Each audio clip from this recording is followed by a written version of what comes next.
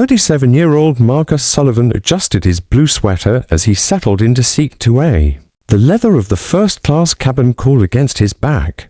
The morning sun streamed through the airplane windows, casting a golden glow across the burgundy seats. He'd splurged on this upgrade for his flight from Chicago to Denver, a small gift to himself. After months of working double shifts at the automotive plant to save for his daughter's college fund, as passengers continued boarding, Marcus noticed the commotion beginning to build in the economy section behind him. A baby's cries echoed through the cabin, growing more distressed with each passing moment. He turned slightly to see a young woman in a soft pink blouse struggling with an infant. Wrapped in a pale yellow blanket, she looked to be in her early 30s, her brown hair falling in gentle waves as she bounced the baby. Trying desperately to soothe the little one, the baby's wails intensified, and Marcus could see other passengers shooting irritated glances in her direction. Some were already reaching for their headphones, while others whispered complaints to their traveling companions. The young mother's face flushed with embarrassment as she whispered apologies. To no one in particular. Marcus had been in her shoes 12 years ago when his daughter Emma was just a baby. His wife Sarah had passed away from cancer when Emma was only 3 months old, leaving him to navigate the world of single parenthood.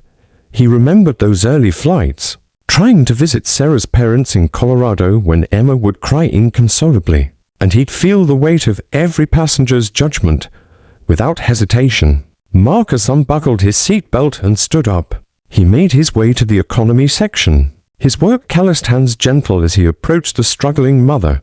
"Excuse me," he said softly, his voice barely audible above the baby's cries.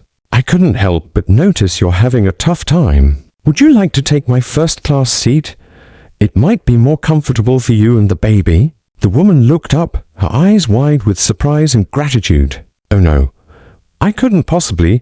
Please," Marcus insisted, his weathered face creasing into a kind smile. "I have a daughter myself. I know how hard this can be."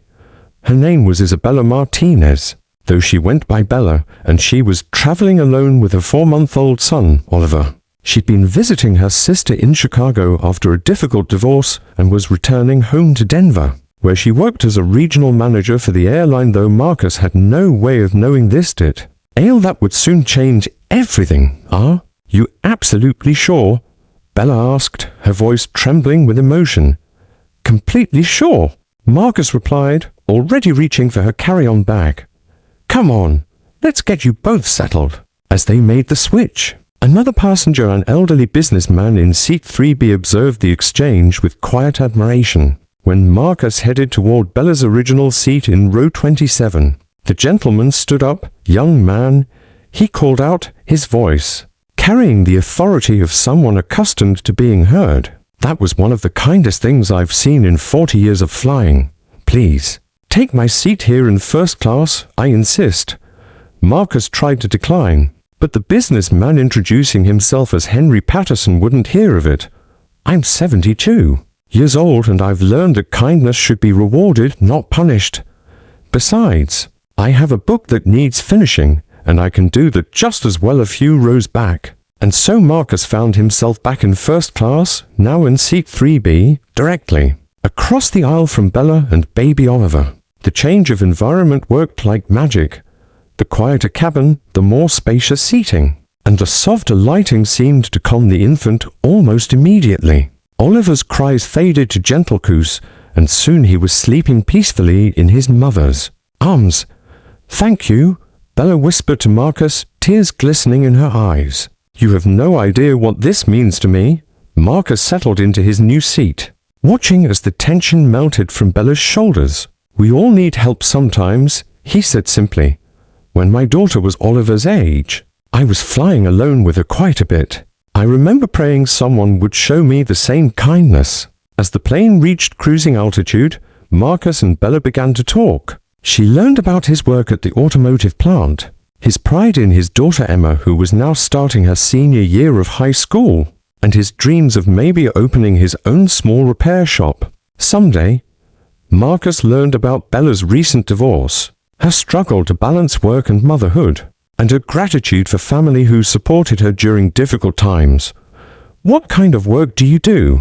Marcus asked, genuinely curious about this articulate woman who spoke with such warmth about helping others.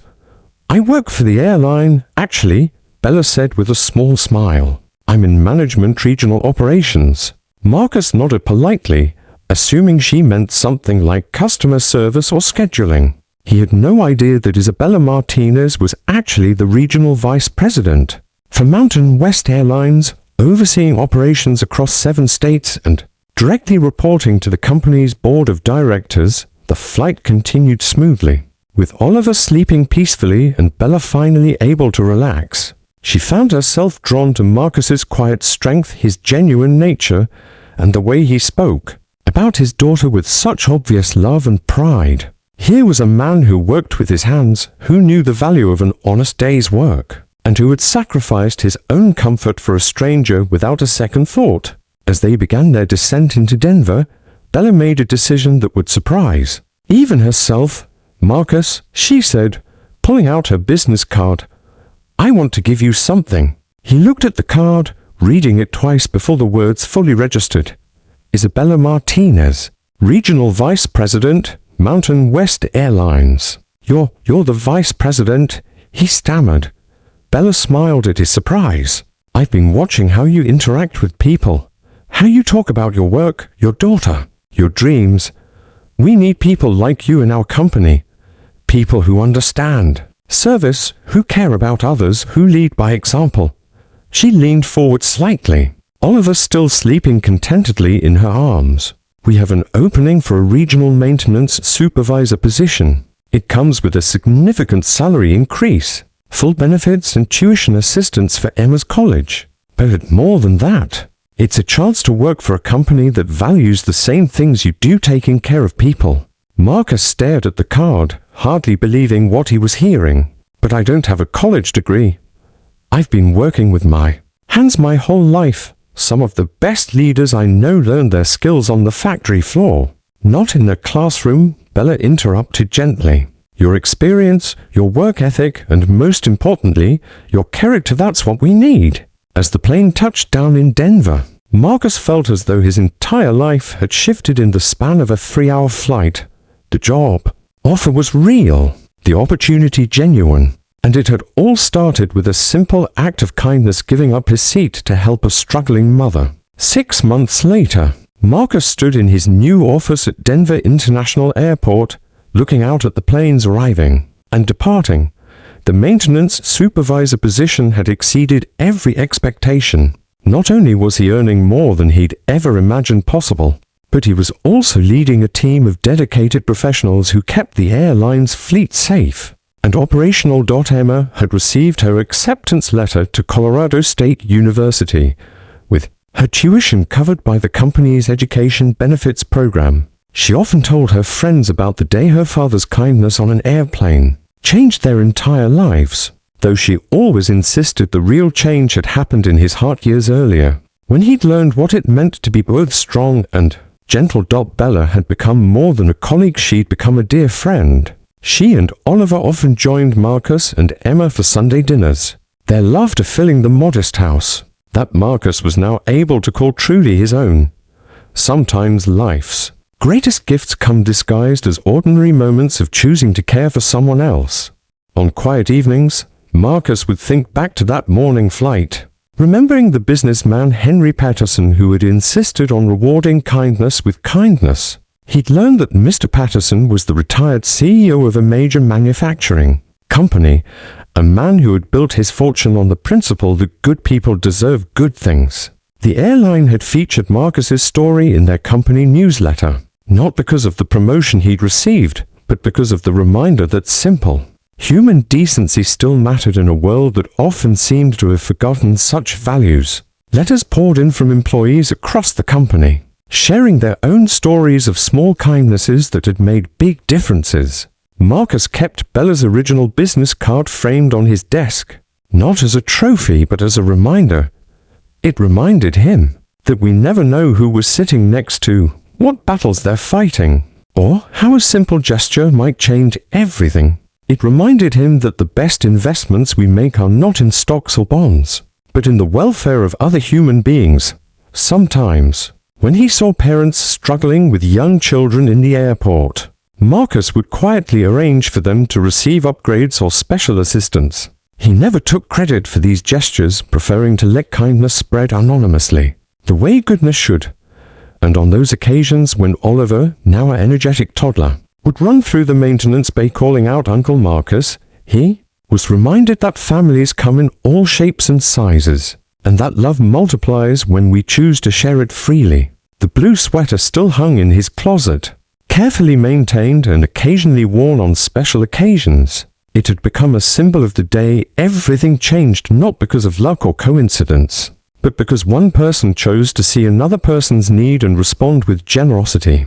In a world that often measures success by what we accumulate, Marcus had discovered that the richest moments come from what we choose to give away. A first-class seat had become a first-class life, not through any magic, but through the timeless alchemy of human kindness meeting human need. And every time he flew, which was now quite often for his work, Marcus remembered that we're all just passengers on the same journey, hoping someone will care enough to make the trip a little easier for everyone on board. 2 years after that fateful flight, Emma stood at her college graduation, her cap and gown billowing in the Colorado spring breeze as she walked across the stage to receive her engineering degree. Marcus felt his late wife Sarah's presence so strongly it took his breath away. He whispered to the empty seat beside him, "She made it, Sarah. Our little girl made it." Through his tears, he could almost hear Sarah's voice responding with the words she used to say when Emma was small. She was never little, Marcus. She was always destined for big things.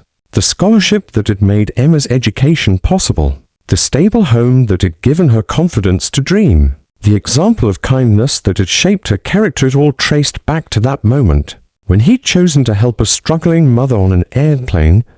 During the graduation ceremony, Emma surprised everyone by asking to speak. She stood at the podium, her voice clear and strong, and told the assembled families about her father's simple act of kindness that had changed their lives. "My dad taught me that success isn't measured by what you achieve for yourself," she said, her eyes finding Marcus in the crowd, "but by how many people you lift up along the way." He gave up a first-class seat and found a first-class life because he remembered what it felt like to need help.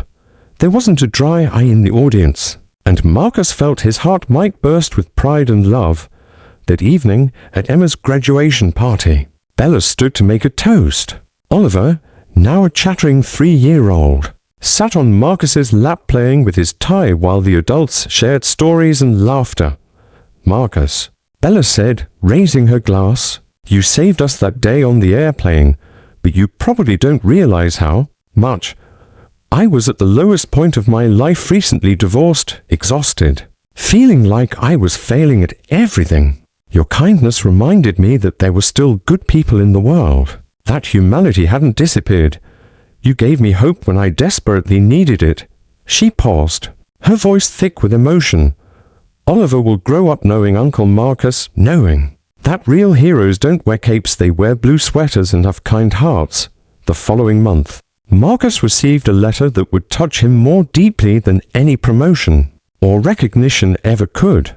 It was from Henry Patterson, the elderly businessman who had given up his first-class seat that day. Mr. Patterson wrote that he had been battling depression after losing his wife of 50 years, and witnessing Marcus's act of kindness had reminded him that the world still needed people like him in it. The letter explained that Mr. Patterson had since established a foundation that rewarded everyday acts of kindness with educational scholarships, and he wanted Marcus to serve on the board.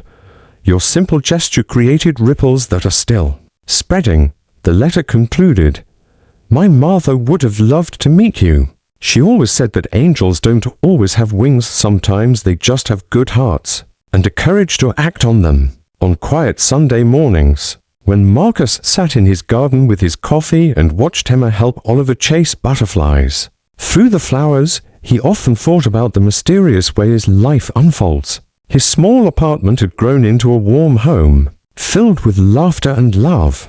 The scared single father who once worried about affording Emma's college education had become a man who could provide not just for his family, but for others in need. The walls of his study were lined with thank you letters from families he'd quietly helped through the airline's assistance programs, each one a reminder that kindness multiplies. When we choose to pass it forward, sometimes he would pull out that faded business card still framed on his desk, and marvel at how a 3-hour flight had taught him that the shortest distance between strangers is often just one moment of choosing to care.